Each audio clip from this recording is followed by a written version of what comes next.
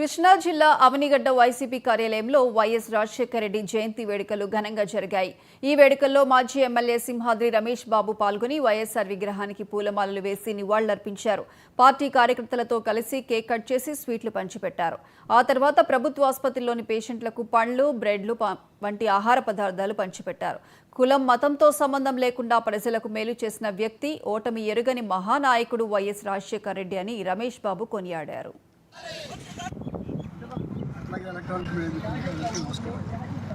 రాజశేఖర రెడ్డి గారి 76వ జయంతి.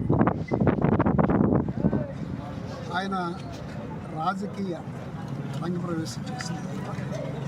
4 సార్లు ఎంపీగా, 6 సార్లు ఎమ్మెల్యేగా గెలిచి ఓటమి లేని మహానాయకుడిగా, అదేవిధంగా ముఖ్యమంత్రిగా కొనసాగుతున్నట్టుగా ఒక రైట్ యాక్షన్ చేశారు.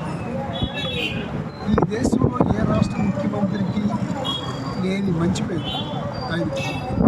ప్రజల కులాలతో సంబంధం లేకుండా, మతాలతో సంబంధం లేకుండా అన్ని వర్గాల ప్రజలకి మేలు చేసిన నాయకుడిగా ఇవాళకి చిరస్థాయిగా అందరి మనసుల్లో ప్రపంచమంతా రాజశేఖర రెడ్డి గారి జయంతి జరుపుకునే రోజు. అటువంటి వ్యక్తిని ఇవాళ ఇక్కడ అవనగడ్డలో స్మరించుకుంటూ ఆయన కేక్ కట్ చేసి